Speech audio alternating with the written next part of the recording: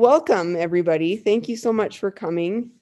We've been planning this for a few months now and are just really excited that it's actually here. It feels weird that it's here. So thank you for coming, though. We appreciate everybody's support. This really is going to be a great event. I'm really excited to get into the discussion, to hear what James and the STG team all have to share.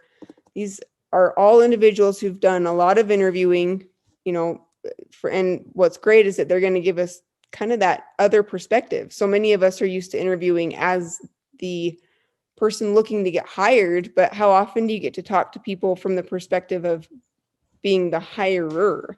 So I feel really lucky to have such a great lineup of panelists with us today, but thank you to each of them. It's really great to have you with us, and we appreciate your time. And I always want to thank my co-organizers. I could not put on these events alone, and really, I am so grateful for all of their help. It's all volunteer-based. So please, if you see Chris or Jason or Mani, Steve, any of the Lambs, or any of our Spanish organizers, please let them know thank you, and we appreciate their time. But let's get into it. So I think it's always fun, though, to get to know each of our panelists. So I'm going to put each of them a little bit on the spotlight here and kind of highlight who they are so that everybody here attending can know who they are a little bit more. But we're going to start with Shane. So Shane, do you want to say hello? Yeah, how's it going, everybody? It's exciting to be here and appreciate Brooke inviting us to participate in this. Yeah, it's going to be great. So Shane, you actually grew up on a farm, and it sounds like you really weren't exposed to technology much at all growing up, right? Yeah, not at all. Very small town in southeastern Idaho. So I live in Utah now, so not too far from home. Okay. But the town I grew up in was about 300 people, way more cows than people for sure. So, Nice. So as you can imagine, back in the day, I mean, my parents and everything, they have internet and computers and everything now, but back in the day, like I think we were maybe one of the last towns in America to get internet connection. Oh, funny. With the old dial-up modems and all that stuff. So I was going to ask if this was Pocatello, but it sounds even smaller than Pocatello. Yeah, smaller than Pocatello, but about an hour south of that, kind of halfway between Pocatello and the Utah border. Okay.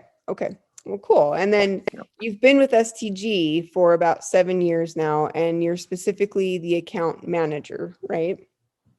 So I started as an account manager, Okay. I started as an account manager with STG about 7 years ago. And that role, it was a lot of helping STG grow our presence with different clients and companies, around Utah, a little bit outside of Utah. But about a year ago, I made the transition to working with our awesome recruiting team on the recruiting side. Okay. And, I was going to ask this question like to everybody all at once, but I think it'll be better if I just ask individually. So as another way to get to know you, what was your first job you ever had? And I feel like it's an appropriate one to ask for today's topic. Yeah, great question. And I don't know if this is a job or just what I had to do, but working on the farm, moving pipe. And I don't know if that term rings a bell with too many people on here, but on a farm with the way that they set up irrigation is it's usually, hand lines where it's just metal pipe that you connect to the water system. And every night at 6 o'clock and every morning at 6 o'clock, those had to be moved to the next set to so you get the whole field watered. So I remember back in the day thinking I was strong enough to move those pipe with my dad and finding out early that I wasn't strong enough, but I really wanted to help. But then as I got older and stronger, I was able to do that on my own. So, I mean, I do feel fortunate that was my first job, learning that it's important to wake up early, completing a task, and nobody else was going to do it for me. And my dad held me accountable when I wasn't, when I didn't get up to do it. So in the moment, it was a pain in the butt and I didn't want to do it. And who wanted to get up at 6 o'clock as a kid, right? Or so, but looking back, it was great. No better way to grow up. I tell you, I think farmers are truly like some of the most hardworking people ever. You learn those real awesome like work skills at such a young age. So that's awesome. Yeah, I agree. Okay. Well, thank you so much for being here. But all right. So Thank you. next up, we have Craig North. Hey, And how's it Craig, going? you are not from Idaho, but you're from Alabama. Correct. Yep. And is this in the Atlanta area or where specifically? So I grew up in Mobile, Alabama, right on the Gulf of Mexico. So right around Okay. there. Yep. Yeah. So hurricane country. So Yeah. And how long have you been in Utah then? almost 20 years. So Oh. yeah, I have my dad's from Utah, so I would come out here in the summers and stuff. But yeah, definitely. Yep, fun Gras town. Yep, grew up around Mardi Gras. I was about to say Mardi Gras because I've been away for a while, right? That's how everyone else would read it. But yeah, actually, Mobile is where Mardi Gras started. So in the United States. So yeah, Okay. And now you were in the land with no hurricanes. it's true. A lot of snow and Yes. but I do love the dry weather and I love having seasons. So Yeah. Yeah. All right. And then you've been to STG for 6 years. yep. So can you tell us more about what you do there? Yeah, so I started out at STG as a just recruiter, kind of then worked into a team lead role where I was both a recruiter and managing a team, but now strictly into a recruiting manager where I get to focus more time on helping the recruiting team and with the recruiting efforts, things of that nature. So it's been fun, but yeah, it's been fun to really see the market, grow and change, and so yeah, it's been great. Nice. Okay, and then your turn to answer that question. What was your first ever job? First ever job. So yeah. So I would say the first real job I had was probably I worked as a pizza boy for Godfather's Pizza at sporting events. So I worked at like minor league baseball games, hockey games, like concerts, WWF events, Vince McMahon ordered some pizzas from me, things like that. So yeah, it was fun. You were all over the place. I had to watch out for hockey pucks, the rock and baseballs. So yeah, it was fun. Nice. All right. Okay, well, thank you so much for being here, Craig. And then Christina, it's your turn. I feel like Christina and I have actually known each other longer than we necessarily how do I explain that, Christina? Like her mom worked with one of my family members like years ago. And so we've kind of like had this family connection, but we didn't actually meet until, I don't know, a few years ago. But Christina is Utah born and raised. You grew up in a little city called Woods Cross, which is not too far north from Salt Lake. So you're kind of like right here in the heart of Utah, but you have quite the experience as a recruiter. So you've been working for over 20 years in the recruiting industry, and you've been with STG for about 7 of those years. Yep. So tell us a little bit more about what you do. So like you say, I've been recruiting for over 20 years. I've been doing technical recruiting for about 9 years. I've worked both on the corporate side where I recruited only for one company. And then with STG, I get to recruit for tons of companies. We work with over 200 companies, primarily based in Utah, but we definitely work with some companies outside of Utah as well. But yeah, we have an amazing team of recruiters, and I get to work with Shane and Craig here at STG. Nice. And you also are you're a big animal lover, and I know Yeah. your husband does some work with dogs in particular. So yes, I'm a huge animal lover, and especially dog lover for sure. We've typically had at least one, if not two, and yeah, everybody knows me as the crazy dog lady. So it's a lot of fun. Nice. All right. And then Christina, what was your first ever job? Oh gosh.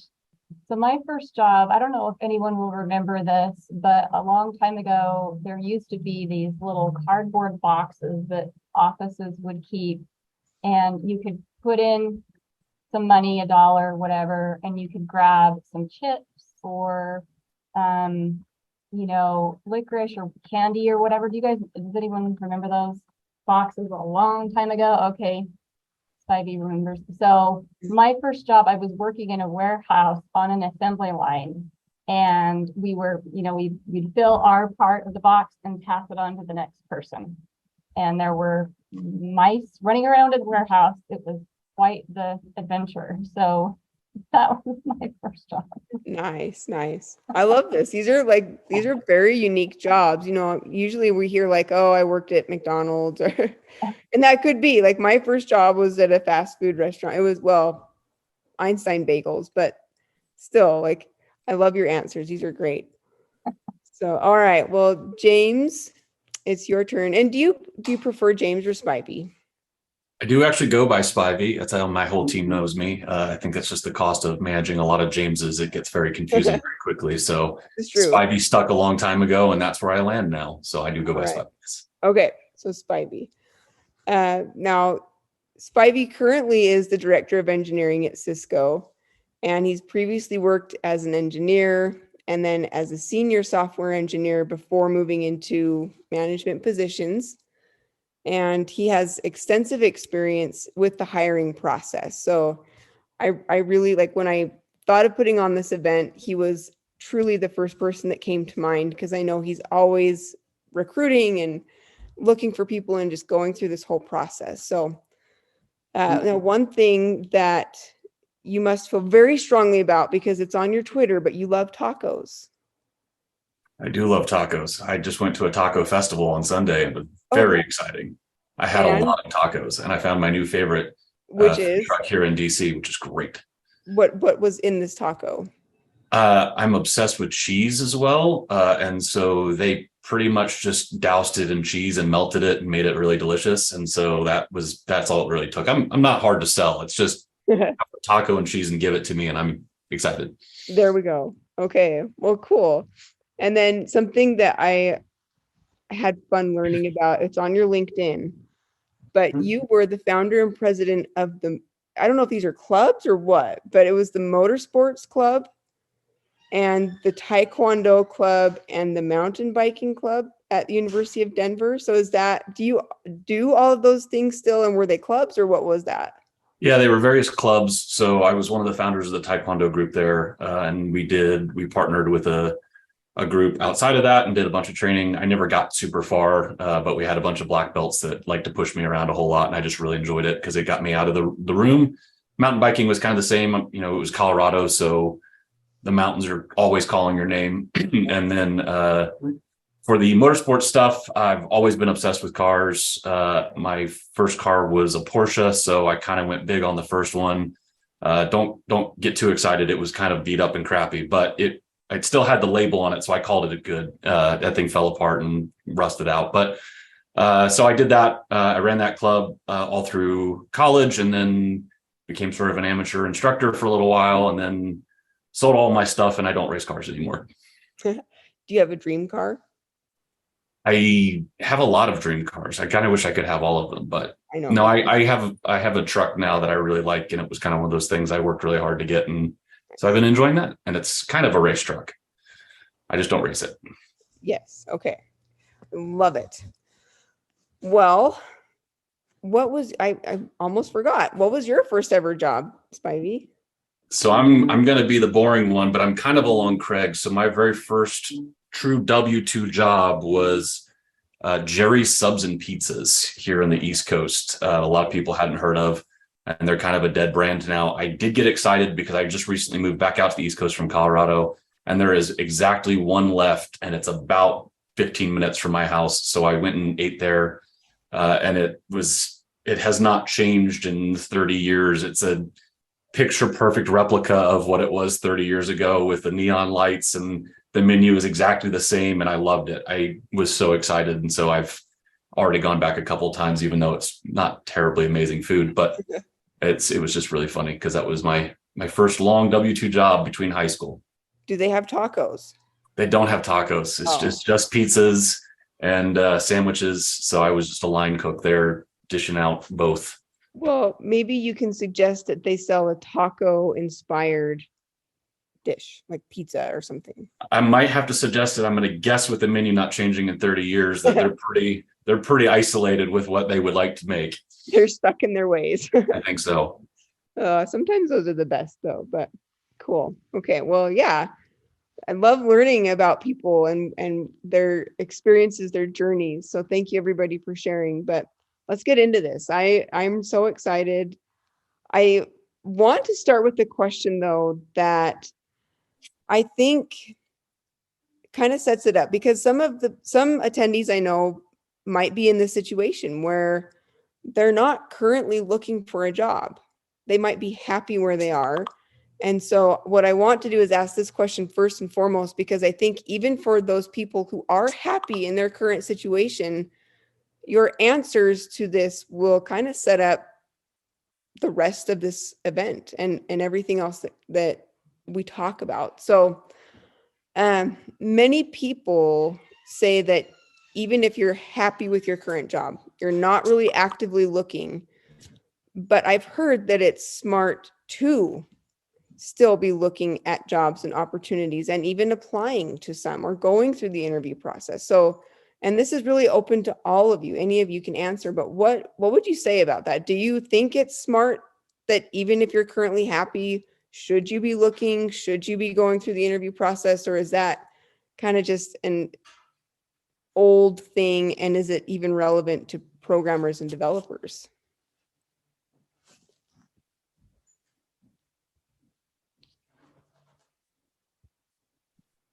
So I'll take that one. I'll start with it. So I think there's a balance in it. And you don't want to lead another employer on and go through like an entire interview process if there's no intention of accepting an offer from them. But at the same time, I don't think it's bad to keep your eyes and ears open to, hey, what else is out there? Am I missing out on a good opportunity? It's okay to be happy, and it's awesome to be happy where you're currently at. If you're feeling fulfilled in the work that you're doing, the compensation you're receiving, and that's fantastic. Like you're probably more fortunate than a lot of people out there in their current jobs if you're happy where you're at.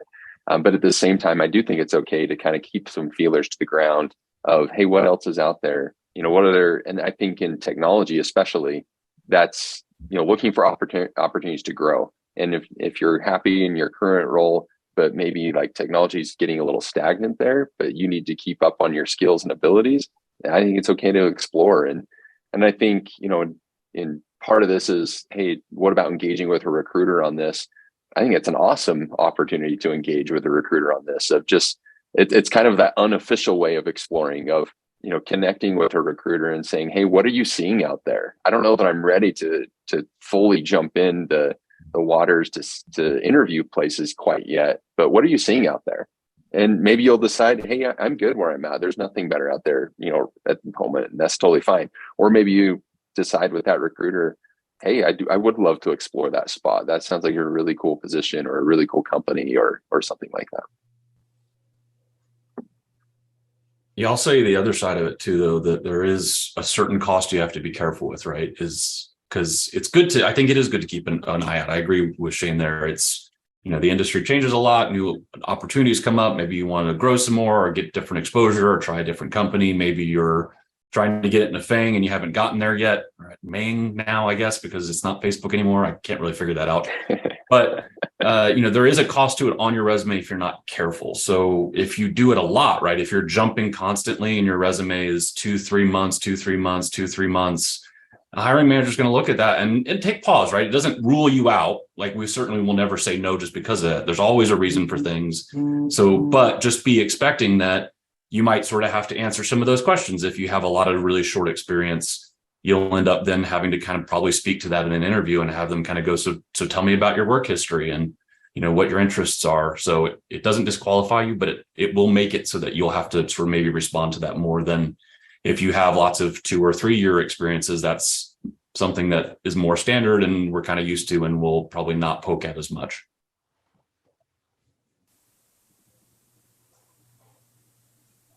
I was just if someone who is happy with the job does start looking around for a bit, how do you recommend that they go about it without the risk of their employer finding about it and potentially damaging their current employment? It's a good question. I'll take that. I think the first thing is I like to use the word discovery is not commitment. So, I mean, you can talk to someone. That doesn't mean you're necessarily committing to it.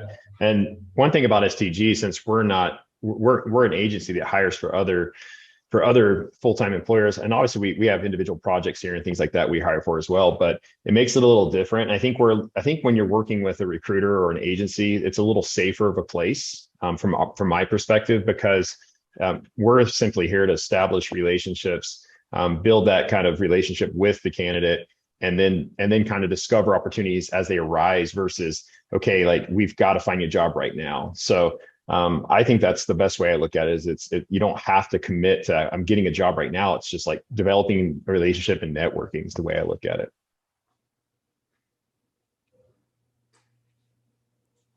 Yeah, I've gotten a lot of resumes that are from recruiters where the name is completely gone and things are anonymized a little bit. And they're like, I got a great candidate for you. Would you be interested? And so that's certainly a way, if you're trying to get your resume out there, but not necessarily have your direct name tied to it, is reach out to your recruiter and say, like, listen, I'm happy to put feelers out there. Just can we leave my name off for now and kind of see what the opportunities come up? And a lot of recruiters will then go out to their network of people they're connected with and say, hey, I got another candidate. I think he fits or she fits really well with, your team or whatever their established relationship is. Would you like to take a look at their resume? That kind of stuff. So I very much will second all of the sentiments here. I've worked with a lot of recruiters, and that's always one of the faster ways to kind of get your resume out there without a lot of the risk of like saying I'm hiring on LinkedIn, and then everyone's like, oh, interesting. Or I'm looking on LinkedIn and people are going, wait, what are you doing? That kind of stuff. One thing I've found too is that even if I'm not looking for a job necessarily, like going through the motions of practicing for those interviews, I feel like makes me, it does two things. Like I feel like if for whatever reason I did need to look for a job, I would be ready. I wouldn't be like backpedaling and, stressing out and feeling like I have to rush and get ready. And I think it eases off on some of that stress, but also is that I've found a lot of learning value in like online tutorials and videos and articles that are preparing you for interviews, because a lot of that information is concise and it's like a good refresher on your current skills. And so as I've gone through it, I've found some really valuable tutorials and videos all about some very like fundamental Angular skills. And they explain it in such a concise way that I feel like it has a lot of learning value. So nothing wrong with going through that kind of stuff and A, getting prepared for those interviews, but B, just bulking up your current skills for your current job. So yeah, that's been my experience. I would say that some of our team's favorite candidates are like our passive candidates. Like they're people that we know really well, have gotten to know really well, and we've gotten to learn from those candidates over time of what does the right perfect opportunity look like, and let us keep an eye out for that. That might be something that comes up next month. That might be something that comes up a year from now, and that's totally fine. So don't feel because you just engage with a recruiter and kind of open up your search that they're going to be shoving all these crazy jobs in front of you. Set those expectations of like, hey, I'm open to it, but here's what I would like. So if you find something like that, please present that to me and let's talk about if that's a company I'm interested in. Okay.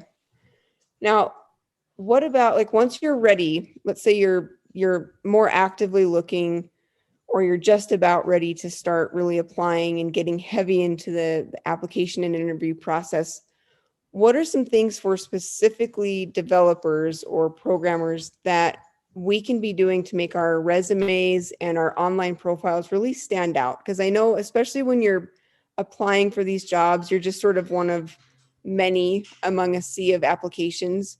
But what are some things that you've all seen that really make someone stand out as an applicant? I'll speak to it as someone who reviews a lot of resumes. The tip about keeping your resume short is super important. It is so often that I still get resumes that are 6 pages long. And when I have to review as many as I have to, it's really hard for me to actually sort of soak all of that up. I only have so much time in my day. And if I've got 200 to get through, 6 pages, I'm going to kind of lose interest after a certain point. And I don't want you to be disqualified from something like that. And so making sure to really kind of put your points forward about your strengths, have sort of standard headings and talk about your outcomes. A lot of things I don't see are what are the outcomes? Like what was the impact of your work and things like that. And that can be really hard. I definitely appreciate the difficulty of putting that in, especially as like maybe a junior developer where maybe you weren't super critical on some of the outcomes, but there's a lot you can still put in there and have it kind of be concise and add a lot of value to showing, a busy, hiring manager, here's where my focus is and what it is. Like if you're a junior engineer and you don't have a lot of outcomes, talk about the growth, like your hunger for talent and learning, right? Like I learned this much stuff in that first gig or at this particular place or at Code Camp. And here's the amount of stuff that I've pulled in and here's where I go for resources. That kind of stuff you can even put on a resume. If you're a veteran senior, talk about the outcomes of projects you led and what they, their value to the company, that kind of stuff. That has a lot, those are things I'm pseudo a fan of the resume writing services, but that's generally what they do is they come in and they look at it and they genericize it for the computers so that it gets past the screening computers. And then they talk about putting in outcomes and then keeping it short. So if you're going to go pay for one of those services, that's essentially what they're going to do to your resume. So if you can just do that ahead and not have to spend the money, it's a real quick way to start improving your resume fairly easily.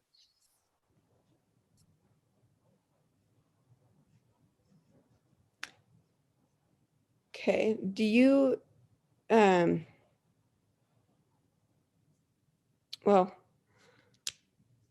like what about social media profiles then? So not an actual resume, but what are some things you would recommend for those social media, specifically like LinkedIn, and, how can you make yourself stand out in those kinds of spaces? Only put them on if you're using it. I get a lot of resumes with GitHub and there's nothing in it. So if you're going to send me to your GitHub to go look, because I'm going to look, if you put it on your resume, I'm definitely going to go look. Make sure there's stuff in it because I'm going to go look at like, how do you format a PR? How do you put a commit in? What kind of commit messages are you writing? It's perfectly cool to put like, I don't know what I'm doing. This is really, really annoying. And like, we've all had those commits. Trust me, I can look back at a lot of late nights going, I don't know what's happening with this code. Click, so those are fine, but make sure you've got activity that we can look at. Because if it's just an empty repo, I get not much out of it. And so I've now wasted my time to go look at this thing that's empty. So don't put it if you're not using it. But if you are using it and you want me to look at it, go put it in there. And some of my great hires have had really, really good repos. And that kind of stuff like overweighed like a code exam that maybe they borked or a resume that was a little weaker because I could see tangible outcomes of stuff that they were doing, even just their self-teaching and their learning for themselves. I could go look at that stuff and go, oh, wow, this is really cool. I mean, I had one junior engineer who I was looking through her stuff and I was like, there's no way this is a junior engineer. This is code talent at a senior level. This is crazy. And it was real commits for a long window of time of her experimenting and trying things. And I was like, this is a must hire. I literally could not have hired her any faster because I was able to go look at that and get a lot of tangible information from it, even though her resume was very light because she didn't have a lot of experience. So it was a really fast way for me to get a great signal about what kind of an engineer she would be. Nice.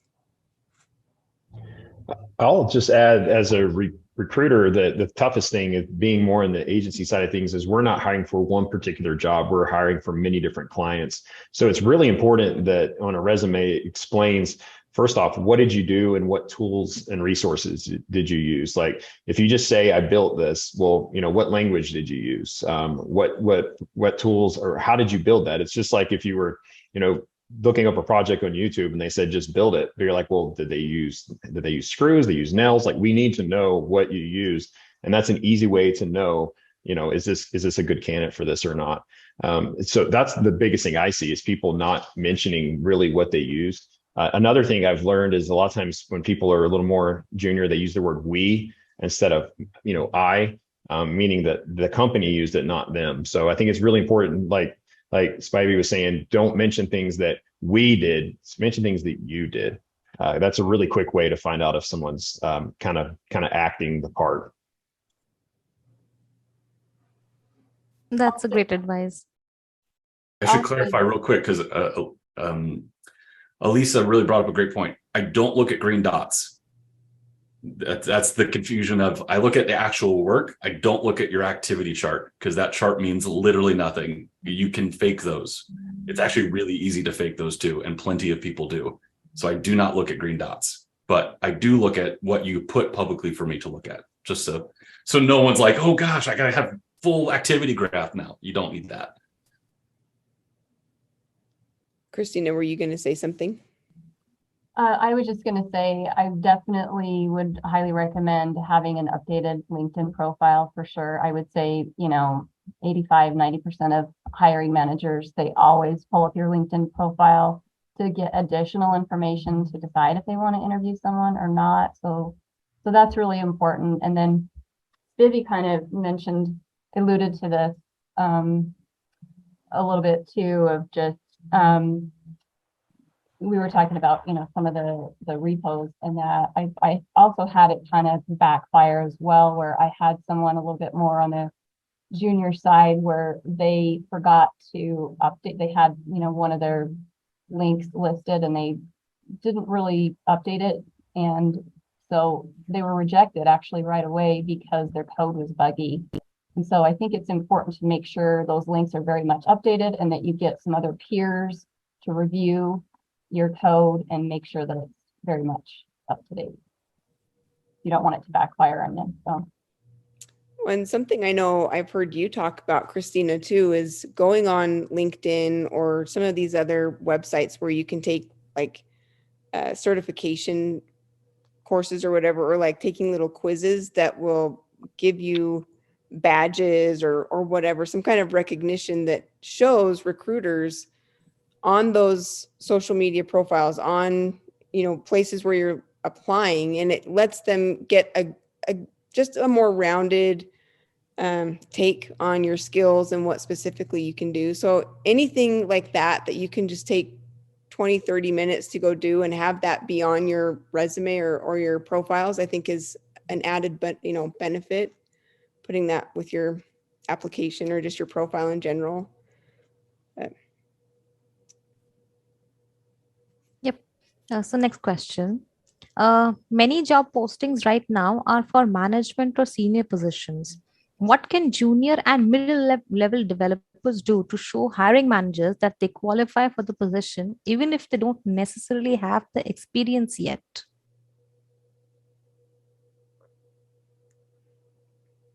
So one thing I would recommend to a junior engineer, maybe that's someone that's on the cusp of mid, maybe they're somewhere junior to mid, and if they don't have a ton of experience, it can be super hard to get interviews, and people assume that you're super junior if you lack the experience. But one thing that can really set you apart is just try to get your hands dirty as much as possible. The more projects that you can show on your resume, the better. And it can be completely pro bono work.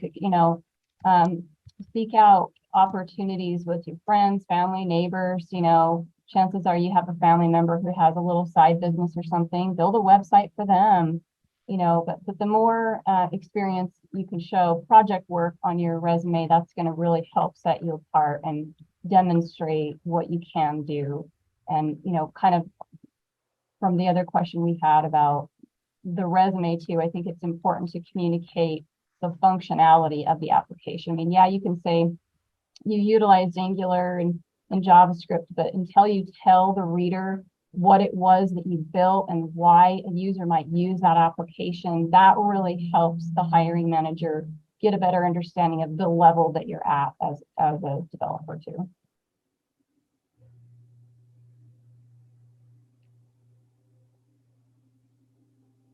Anything else there? Spivey, do you have any suggestions for maybe your resume doesn't say you have that experience, but you kind of alluded to it there with that one developer you were saying really stood out to you? Are there other situations you can think of where someone maybe didn't have the actual experience, but they still had they were showing to you that they were qualified for a job. Does that make sense? Yeah, absolutely. So it's funny because this is actually the most common question I get. I think every time I've done one of these types of chats, anytime I talk with engineers or go to a conference, it's the number one question that always comes up.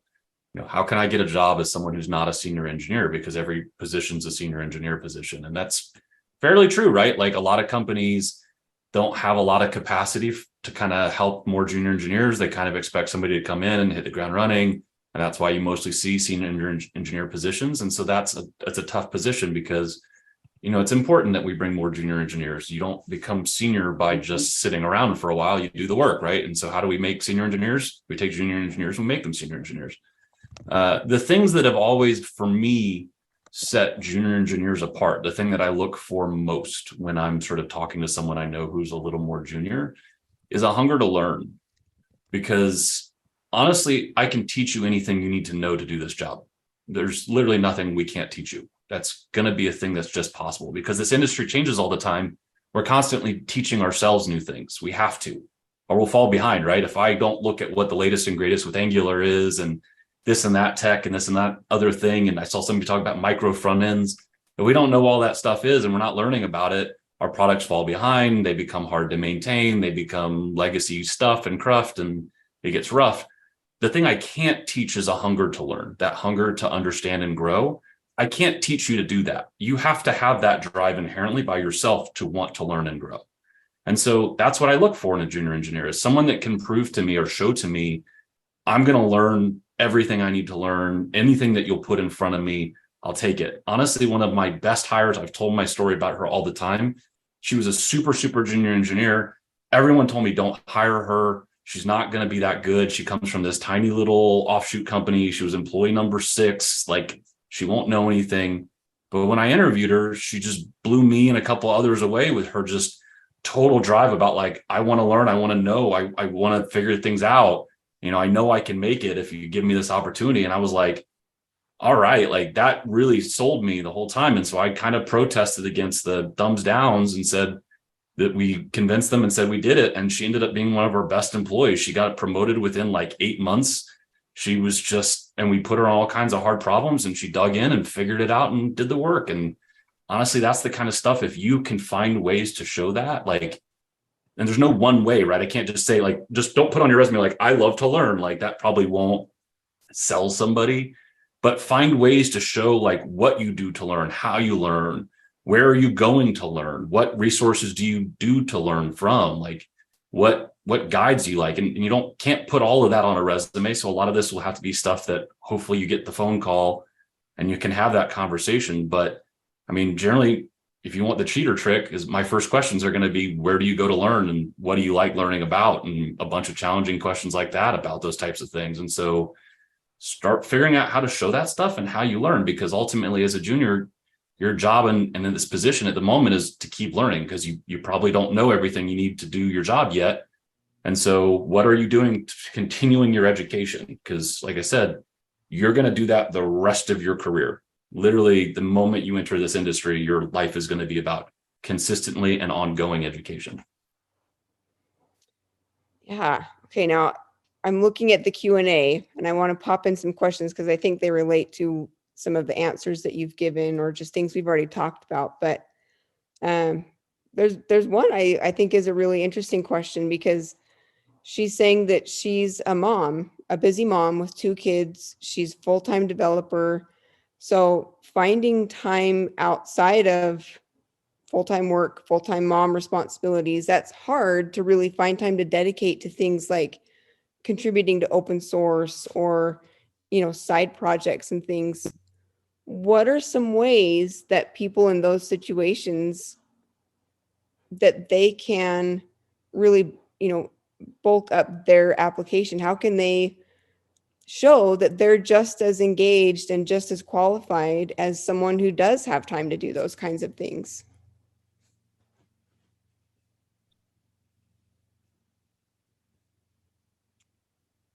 I think it's important to remember that not every company is going to be looking at GitHub repos and things like that. And we hire for, like Christina mentioned, we have over 100 different clients that we've hired for over the past, I've been here 7 years, and there's a handful that say, yes, send me the link to their GitHub repo. We want to review that. There's some that say, hey, we'd love to review some code. There's some that say, hey, we'd like to, kind of do like a screen share with them and see them write some code, and we'll talk about that. So I wouldn't get hung up on every company, is requesting or requiring that. So don't get yourself down that, hey, I don't have the time, so I'm never going to go get a new job. I think it's an easy space to go to. But I think, and I would actually love to hear from the hiring manager's point of view, Spivey, on is that something that you require from every candidate? And, what if that situation did come up for you where, hey, well, this looks like a pretty solid candidate, but they don't have that to share? Yeah, so I put in the chat too, and I obviously can't speak for every hiring manager out there. And there are plenty of bad hiring managers, and there's plenty of good ones. I don't know where I fall. Hopefully I'm a good one, but some are probably going to require it. And who knows, like if you're like at the Netflix and levels, I don't know what they ask for. It's not my level. It's not what we do. I know what I do, which is that's not a requirement for me, right? Because I do also have empathy and understanding that like you have other things in life. Like I've got a wife, I'm a crazy dog guy, Christina. So like I want to do those things and fill my time with some of that and not spend every last waking minute building side projects and stuff. So I don't make it a hard requirement. My point really was, if you're going to put it out there for me to see, make sure you want me to see it. So I don't require you to put it on your resume, but if you're going to put the GitHub link on your resume, make sure you want me to see that. That was really the biggest point to that. If you can't do those things or you don't have that side time to do that, then you're going to have to find other ways to send that signal or give that clue.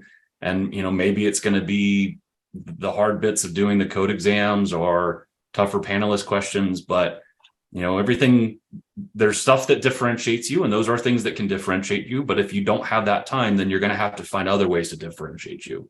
But mainly it's put the stuff forward that you want us to see, because I'm not going to have a hard requirement on it, but we do have other things that we do have hard requirements on. But again, I have seen it not be true. I've seen other companies that they want to see a mountain of work, and it kind of goes to the comment earlier in the chat about wanting C++ and Angular and .NET and like a billion languages in one.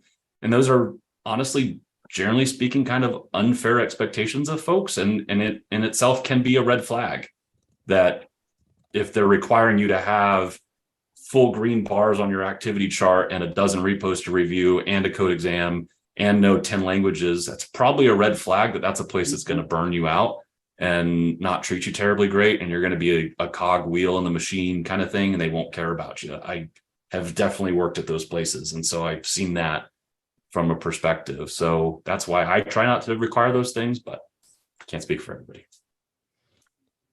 Awesome. These are such good answers. I'm going to ask one more question here that relates a little bit to like experience and things before Minnie's going to actually get us into some questions about the actual interviewing. But one last question I want to ask here about experience and background is, right from my earliest moments of, changing into, like, I come from a different background. I'm not a computer science major, come from a different background. And almost right from the beginning, I've heard this debate, and I hear both sides to this of, yeah, you really do need a university degree, or no, it really doesn't matter. And I'm sure that this will depend on just, exactly what you were saying, Spivey. It probably depends on who the hiring manager is, but I know that this is something that a lot of people are curious about. Does that university degree make a difference for getting a job as a software developer? And along with that, does it need to be in something like computer science, or is just having a degree in general, good enough? I'll take that. Okay, go for it. Yeah. I mean, my perspective is it totally depends on who the company is. I mean, us at STG, we see tons of clients. So if it's a bigger, I think of a bigger, larger organization, well-established corporation, yeah, very much so. It probably does, help to have a degree. I can say that most hiring managers I've spoken with will say there's a different mindset for someone that has a college degree, having more of an engineering mindset versus someone that maybe is self-taught or went to a boot camp. But I think it just really depends on what kind of job you're looking for. And I can personally say I've hired many wonderful software engineers that at one point maybe had a degree in humanities or English or something completely off the cuff, or have no degree at all. I personally have ran into, in Utah, we have a lot of different boot camps and stuff. I've actually had a lot of success hiring people that have actually dropped out of college to go to a boot camp because they were like, you know what, I know how to do this. Maybe they already had an on-campus job they've already been developing.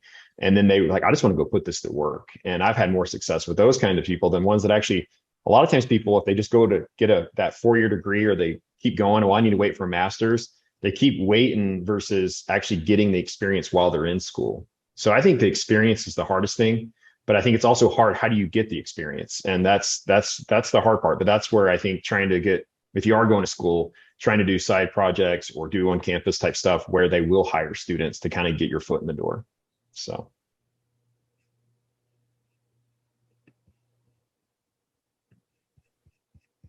So I'll answer for the hiring side. I don't care about your degree at all. I literally don't even look at it. It doesn't matter to me because it's not really relevant. Like I said, even if you go to school for computer science, like I was having this conversation with someone who was an intern at Cisco. We went to lunch and, he's going for computer science. And I was like, so, that whole big O notation thing that Mangs always demand everything about? Well, in front-end engineering, it essentially doesn't exist. We don't talk about it, right? Very few people have this conversation about big O in the Angular world. So because you've memorized a bunch of big O stuff from computer science doesn't mean you're going to be necessarily successful. There's a lot more to it than that. And half the time I've had to unteach a lot of stuff that's been taught in some of those schools because it is very important. Big O is still very important, but you still have to unteach certain things because sometimes it's not necessarily applicable to what you actually are doing.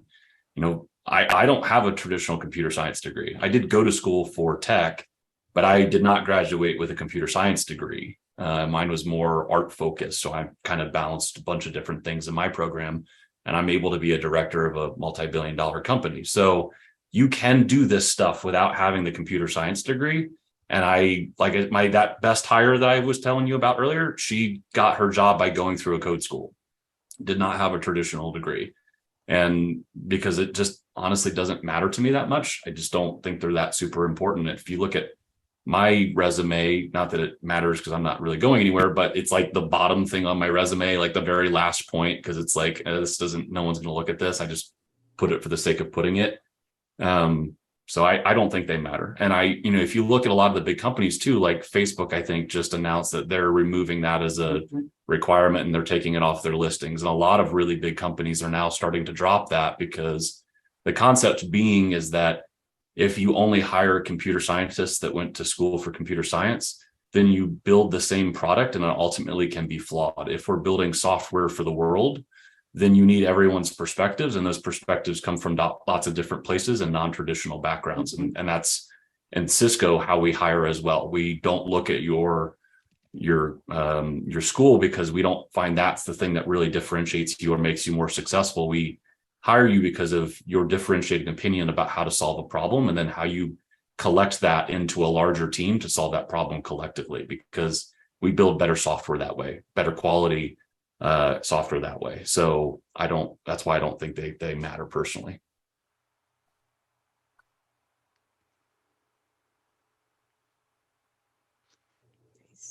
Minnie. And I would feel that most companies are like kind of leaning that direction now. The ones that maybe required that in the past are probably being more open to that or removing that. I would agree with that. But make sure that I've sat in hundreds of technical interviews over the past 7 years, and just kind of a fly on the wall, watching how the clients interview, watching how candidates will answer questions. And there's some that have a degree that answered questions really well. There's some that have a degree that didn't answer questions very well. So just make sure and be prepared to speak to what your experience is and what you know, and how that pertains to what the problems the employer is trying to solve.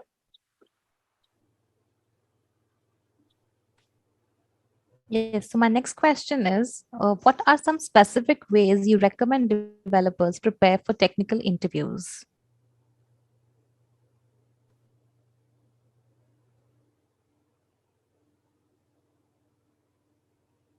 This is a big one because I know people, it's a stressful situation, right? You get into these technical interviews and I think. So I think we should talk about what folks are really looking for a lot of times in a technical interview, right? Because there is specifics, like everyone worries about, will I solve the problem exactly? Will I have the exact right notation? And will I, mess up the reduce function and that kind of stuff? And generally speaking, from a high level, I think we look at that less. We want to see you solve a problem. Because I can pretty much guarantee you, no matter what test you get in to take, you're not going to finish it. They're all kind of designed to not be finished, because the entire point is to challenge you the whole way through to see how you solve a problem, because we only get a limited time with you, right? And we want to see how you solve problems. And so, are you asking questions? Are you clarifying the problem? Are you taking a second to make sure you understand the requirements? Are you taking notes or writing down stuff in a README? Like, really basic stuff that helps you take in a problem, because it's going to be the stuff you do in real world work. So like, I always recommend, if you're going to get into a coding challenge, do not write code right away. Listen to what the problem is and ask the interviewer questions about it. Make sure you understand what they're asking you to solve, because otherwise you might miss things that they're asking you to solve. Make sure you read the README if there's one in there. If the repo has a README, sometimes it's very clear like what the accomplishment needs to be out of this. And so make sure you fully understand those things, because the number of times I have reviewed code reviews or given a code review problem, interview, whatever, or take home, they didn't even read the README. They just went off and did something completely different. And it was like, well, you missed the most important part, which was solving the problem we asked you to solve. You solved some other problem, but that wasn't our problem. So make sure you're solving the problem they're asking you and you understand the problem. And that will set you up for such a level of success at the beginning that I think it will also probably help you. I know I got nervous every time I took them. Like, take that breather for a second before you're like, somebody's watching you write leak code stuff. Like, make sure you understand the problem, and then that really can then get you into it. So that's not something you necessarily have to go do a lot of outside resources to do, but just taking the time to do that. To the more specific question of, like, we're in an Angular podcast here, there's lots of really good courses out there, and they can cover a lot of fundamentals. There's a lot of YouTube videos you can just sort of watch about doing these. And then, I think it's not unfair to say, go talk to these networks, these types of rooms, and just put yourself out there and be like, hey, would anyone do a mock interview with me? And just spend some time trying to solve a problem with someone else watching when it's not the end of the world problem that gets you the job. Take some time and work with the community. I can guarantee you, from the Angular community, it's one of the best engineering communities I have ever been a part of. Everyone wants to help you, and they will bend over backwards to help you in this community. It's every time I go to Angular, ng-conf, it just blows my mind how helpful people are to each other and want to participate. And that's a really good way to prepare, because then they can give you good feedback and say, hey, like, here's some of the things you failed on, or maybe think about this, or here's another way to improve your results of that. And then you start thinking through those problems, and all of a sudden you just upskilled a whole bunch for your interview process. Kind of along with that is that awkward moment when you don't know how to solve something, or even if it's not a whiteboarding situation, maybe the interviewer asks a question that you just don't have experience with yet. And I've heard so many people say, well, just be honest and say, I don't know that. And maybe at the end, you can even ask them to answer that question or something. But what do you all recommend there? If you don't know an answer to something, what's the best way to handle that? Be that part of the whiteboarding challenge or just a regular question, but what should they say when they don't have an answer to something? Don't lie. We know when you're lying. I can tell you, I've been in interviews where I could tell someone did not know the answer, and rather than just saying, I don't know, or could you clarify, or give me some help, or whatever, they tried to skiff their way through it. And you're like, that didn't actually answer the question. So do you know? And then you're like, then that just kind of makes you look bad. So don't lie. Just be truthful about it. Say, I'm sorry, I don't know that, but I would love to go learn, or I'll go figure it out, or can I Google that real quick, or any number of things to say, listen, I will figure it out, but just don't lie, because you're probably in an interview with a very senior engineer who does know the answer to this. So they're going to know if you're not being truthful, or if that you're trying to scratch your way through it without actually understanding the problem. Yeah, I'd say it's very important to say, don't lie, say, hey, that's not something I have experience with yet. And this is what I would do to, if I ran across that, if I worked for you and I ran across that situation, this is what I would do to figure that out. Or, hey, is that something, like follow that up with a question or a statement of how you would overcome that. Try to probe as best you can, you know, go ahead and tell them what you do know, you know. But yeah, just like Shane said, just try to explain how you would go about it, I think is huge. Asking questions is, I think, the key. We hear that so much from hiring managers. They just want to collaborate with you and understand your mindset. I think some people really overthink an interview, and yes, that it's somebody that you don't know. You know, they're testing you on your knowledge and everything, but really what they're looking for in an interview is, does this person have sufficient knowledge base that they could come in and we could teach them maybe some things that they don't know, but they could, you know, it's worth bringing them into the company. But most importantly, they're looking for somebody that communicates well with them. And I'd say your communication skills, like sufficient knowledge for the job in whatever language or skills that is, but really show I'm a good communicator. I'm willing to ask questions. I'm a hard worker. I'm a learner, kind of that hungry, humble, smart. If you've read the book, Ideal Team Player, make sure that you're really speaking to those and those come across in an interview. That's great. So if someone was recently laid off, how do you recommend they bring that up during an interview?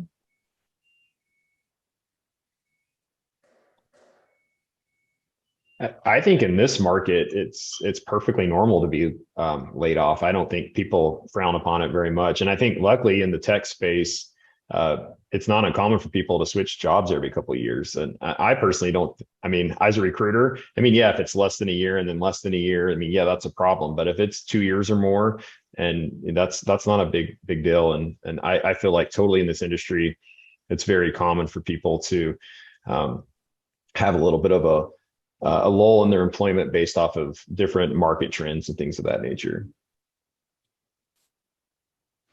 Don't be ashamed of it. I mean, that's not your fault. And most of the time, that's not your fault. Don't be ashamed of it.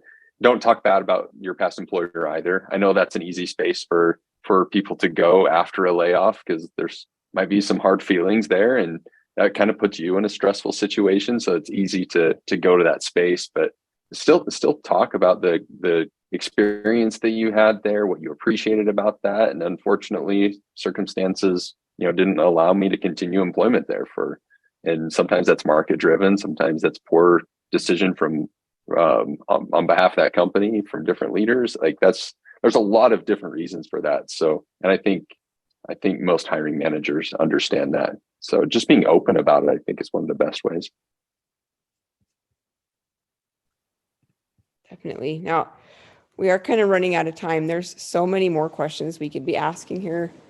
I do want to save at least a couple minutes for STG to talk about why having a recruiter on your side is smart and how that can benefit, how to go about that. So I'm going to save a little bit of time here for that kind of discussion. But one thing I think a lot of people are curious about is when it comes to asking about salary.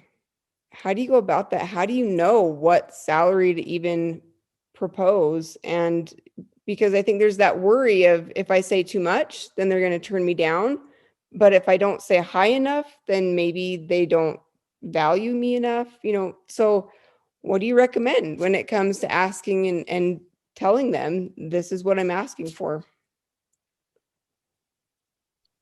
I think this is a great opportunity to work with a recruiter. You know, sometimes they have the salary range for a position. Oftentimes too, when you work with a recruiter, you know, they have insight on other candidates that have similar years of experience, a similar, you know, skill set, those kinds of things. And so we can help you so that you're getting as high as you can, but not shooting yourself in the foot as well. And so if you partner with them, we can give you, you know, great insight. Sometimes we can look at the specific job that you're applying to, and we can look at, okay, there's a handful of candidates that have applied to this. You know, let me just kind of take a sampling of, okay, this person has similar years of experience. They scored similarly on a technical, you know, interview, that kind of thing. And we can make some recommendations that way too.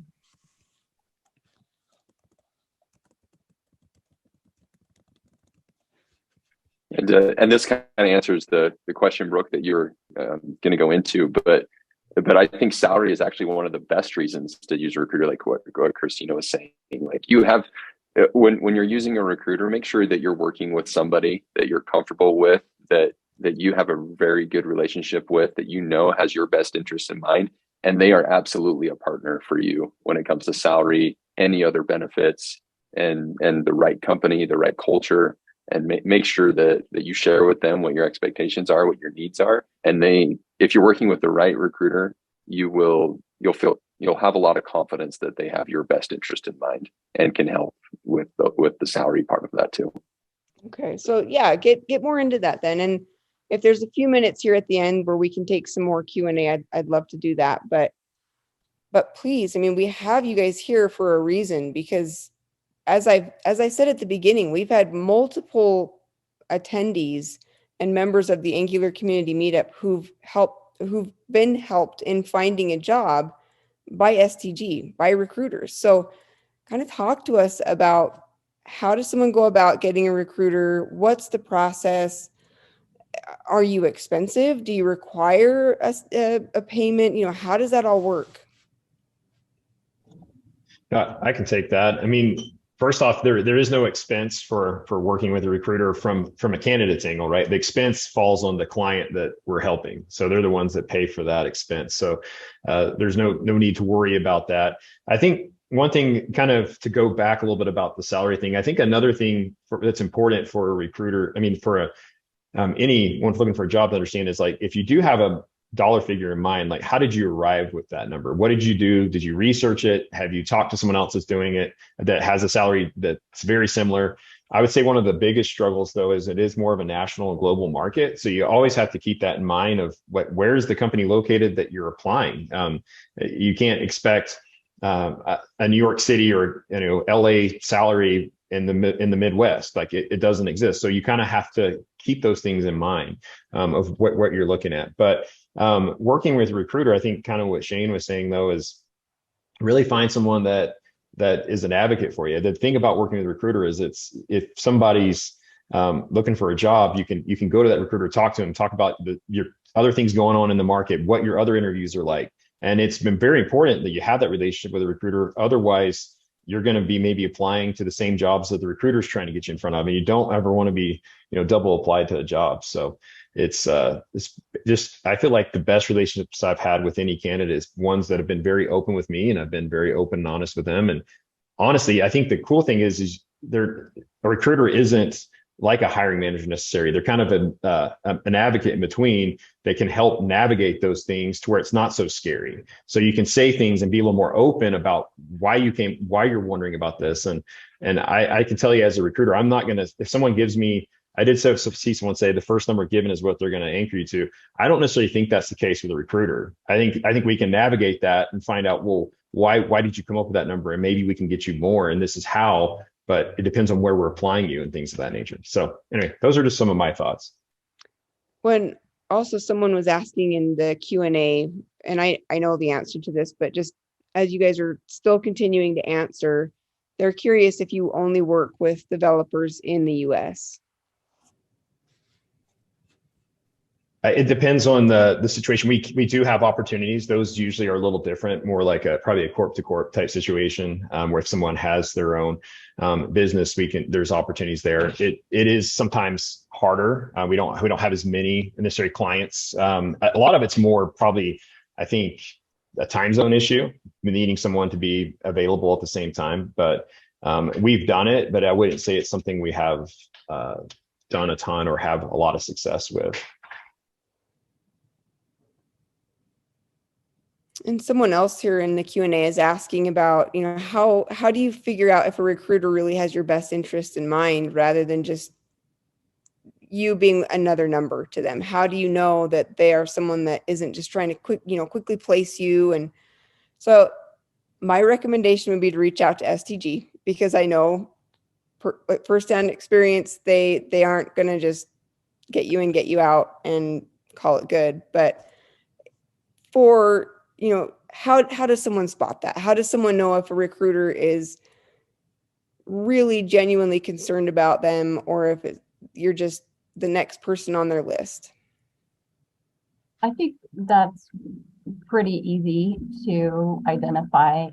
If they're really focused on what your priorities are, that is key for sure. Are they really listening, and are they honest? I mean, there's plenty of times where I have to tell people, like, you know what, we're not a great resource for you, and this is why. We don't, if somebody is extremely smart, very skilled, very experienced, but their interest is so narrow, it's like, we don't see a ton of positions that fit that, kind of a thing. And I love to try to give them a resource so that they can find what they want,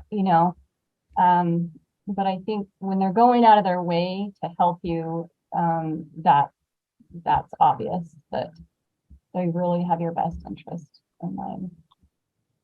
I think you can also tell by the questions that they're asking. Is it just, hey, what's your skills? What's your salary? Okay, we're ready to go. I think somebody that has your best interest in mind is, hey, what are you looking for culture-wise? What did you like about your last position? What did you not like about your last position? What are you looking for in your next position? And really trying to understand what's going to make you happy and fulfilled in your next role. Then if they're trying to find out those things as well, they generally have your best interest at heart. Those that don't, it's just about salary and skill. It's going to be very transactional, not a great relationship, and you're going to feel that. Like Christina mentioned, like you're going to just by your conversations, you're going to feel you're trying to submit me to as many jobs and get the win as quickly as possible. But somebody that truly has your best interest at heart will talk to you about different positions.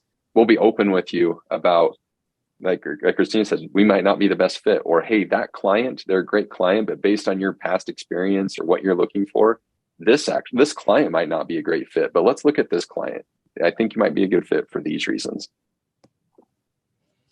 I would second also, from my perspective, having worked with a lot of recruiters, is ask all of these recruiters questions, right? Don't just say, okay, you're my recruiter now. Ask them some of these questions. And one thing that I'll add and caveat to you all, so you're now on the hook for this STG, is make sure they understand that the tech that you're in. Because I can tell you, I've had a lot of recruiters come to me and they're like, I've got someone with 6 years of Angular JS experience. And you're like, but do they? Like, that's the big one that all of us kind of like that are in the industry are going, do you actually understand the person you're working with and what they're trying to do? Because otherwise they might go to potential hiring managers and give very wrong information that then will disqualify you because it makes it look like you don't know what you're doing, or that you're lying on your resume, or that you're exaggerating or something. So make sure your recruiter understands the tech that you're in, because they got to be able to speak intelligently enough about it to their clients and about you to then sell you to us. So challenge them to make sure they understand. They don't need to be as technical as you. Obviously, that's not going to happen, but make sure that they understand some of the basics here. Make sure that they understand kind of what your focus is, or otherwise they could just be applying you to the first darn thing they find. I mean, I've literally had recruiters come to me when I'm old. I did Adobe Flex back in the day, and I got a recruiter come to me saying, oh, I see you're into Flex. Well, this job offer for managerial waste, whatever, has Flex in the description. you should apply. I'm going to apply you. And I was like, no, they're not related here. So make sure you challenge those things and that they get some of that, so that they really are on your best behavior, on your best behalf with their clients. Sorry, STG, you're now on the hook. You have to understand the difference between AngularJS and Angular. Okay, well, we're like getting super close to time. I have one though, because every time I've ever been in an interview, like I feel like I do a lot of research about companies and I get to know them quite, as much as I can, I think. But there's always that moment at the end of an interview when the people interviewing say, "What questions do you have for us?" And I kind of go, "Well, I've already done a lot of research and I already know a lot of the things about you, because otherwise I wouldn't be sitting here with you. Like otherwise I wouldn't be wasting my time. I feel like you're a company worth interviewing with." But what are, and Spivey, I think you will probably have some good answers to this.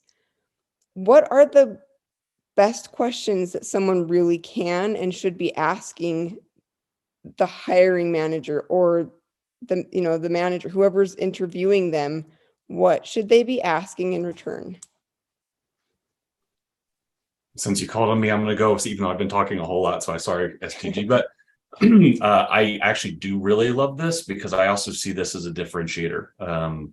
If you've taken the time to do the research about Cisco or whoever you're working with, and you have questions about them, that means you're really, really interested in the job, because you've spent a little bit of effort to do that. Because if you don't ask questions, then maybe I might, if you seem disinterested in the interview, think that you're just interviewing everywhere and you don't really care, whatever. And if that's you, that's fine. There's nothing wrong with that. But if you really want to be a differentiator, like I asked a lot of questions about Cisco when I got hired here, because I wanted to know. And I went and did a ton of homework on it. And I tried to figure out the team that I was going on and understand the team composition and what their challenges are. And so stuff as basic as that, like you're probably not going to find all of the info. So like coming into an interview and going, so what are the big challenges that you're dealing with today? Because then if you get another rounder for something, you can go, okay, I have the skills that I can apply to that challenge. And now you're equipped with a little bit more information that then can set you apart in a final round or whatever it might be, or maybe just so that you hit the ground running a little faster on day one. But those questions are a really, really good way to start both helping you understand a little bit more about the company, as well as to show the interviewer that you do have this interest. And there's a lot of them out there. You can probably just Google like follow-up questions and you'll get a million ones that are probably better than any specific examples I would give you. I will say the other thing is I do appreciate people who challenge me in those questions.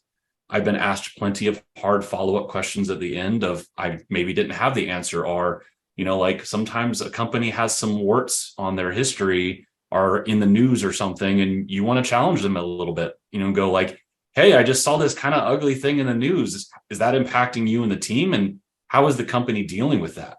Because sometimes that can set you apart, right? I've worked at previous companies that I won't name that had some really bad news. And somebody came into the interview and was like, I saw this thing going on and I'm concerned about it. How is the company dealing with that? And I can't give you all the specifics in that moment, right? Some of it's proprietary to the company. But I appreciate that you're concerned about our culture and you want to make sure it's the right culture for you, because then that probably means you'll care about the culture when you come in. And a lot of what I want is somebody who wants to come be an addition to our culture and an additive to that and participate in it. So if you're concerned about those types of things, it can send a really good signal. How can you know if they're being honest about their culture? Like, for example, if they're saying all the right things, if it sounds like, wow, they really do have a good culture, this would be a good fit, but then you get into the job and you go, oh, this isn't what they said. This isn't how they painted the picture. How can someone know? Is there, do you feel like there's a way to really gauge their honesty or get a good feel for if it's too good to be true? That's a really tough one, because I don't think there is one right answer to it. And everyone's going to have a different way to kind of paint a picture. And obviously, we're still also kind of selling ourselves in any one interview to you. So you'll have the perspective of us from that. I think, you can get a pretty good signal when you go look at Glassdoor reviews, when you look at talking about company culture. I mean, I think one of the things I love about Cisco is that we take company culture so very seriously. And that was something I saw in the interview process. And I saw it before I even started to apply. I did a lot of homework about what's the company culture. And, you know, we continue to be ranked #1 in all of these different countries, and we put all this effort into it. You can have stuff like looking at what their sort of people deal is. You know, a lot of companies will have sort of what their commitment to culture and their people are, and it's out there in the public to see. And so you can go find those things. And so I think, you know, I don't know how many of my Cisco peers on here went and sort of looked at that stuff, but I certainly did. And I brought that up in the interview process. I asked questions about it because I was curious as to what it meant and how that actually meant for a team. But, you know, every company has stressors. Every team will have different issues. And maybe the company culture reads really good, but maybe, you know, you're not a fit for it. And so that's why it looks different when you get in, or maybe it wasn't what you expected because of extra complications you weren't aware of. And some of that stuff is just stuff that unfortunately you find out once you join. You know, I think knowing if someone's lying there's not going to be, I don't know how to answer that one, because I've never lied about our company culture. I'll say that. So I don't know why I would want to, and I'm pretty proud of the Cisco one. So I hope I feel like, and I hope that the people that join my team and Cisco as an organization feel that same love for our company culture and what we do and how we do it together. I don't know how or why someone would want to lie about that just to bring them in, because I feel like it would be discovered pretty quickly and then you would just leave. And so what was the point of putting all that effort into hiring a person who was like, this is definitely not what you told me, I'm out of here? Because that's probably what's going to happen. I was just going to say, I actually know of an organization that just spews out culture left and right. And it's almost a red flag that their culture is not good because of how much they talk about it. And another thing you can do is, I think, look on LinkedIn, how long people have actually stayed there, because a lot of times those cultures are still the facade that the culture is so powerful and exists because people aren't there long enough to say anything negative about it because they're out the door. So there's some places that have I think I see that especially in this kind of Utah tech hub. There's a lot of new up and coming kind of hip like startups, and that culture can still seem like it exists, but if you really get to know it, it was more of a just words.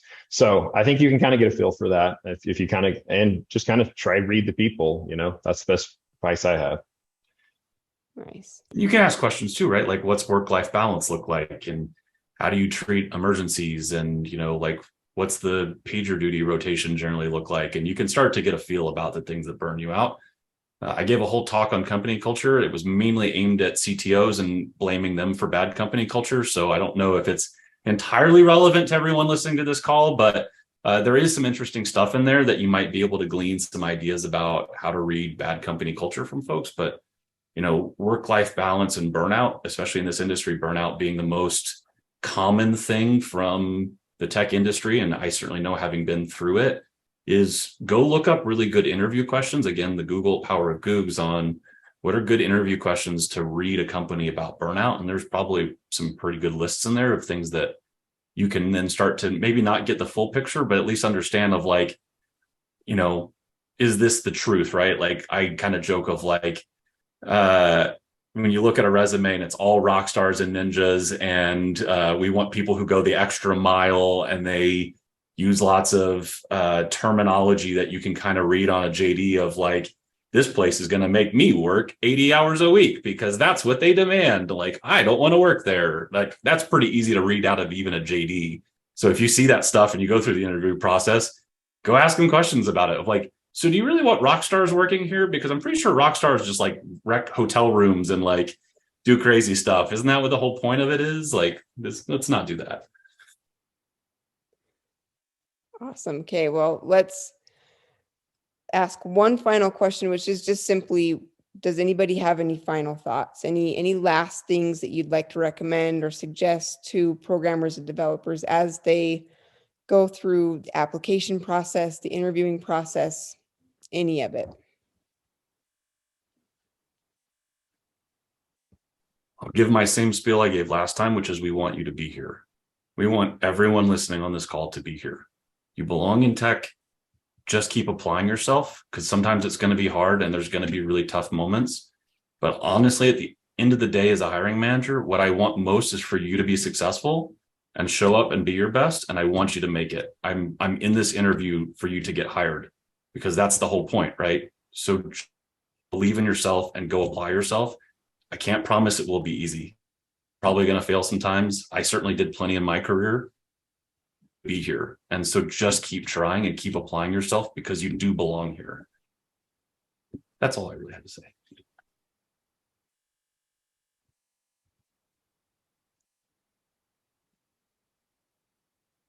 Love it. Okay, well, thank you again to all of our panelists, and STG, thank you so much for coming and offering your support, really your tips, your suggestions. And Spivey, we really appreciate your time and giving us that perspective from the hiring manager. So that's such invaluable information, and really we're so grateful. So thank you to everybody.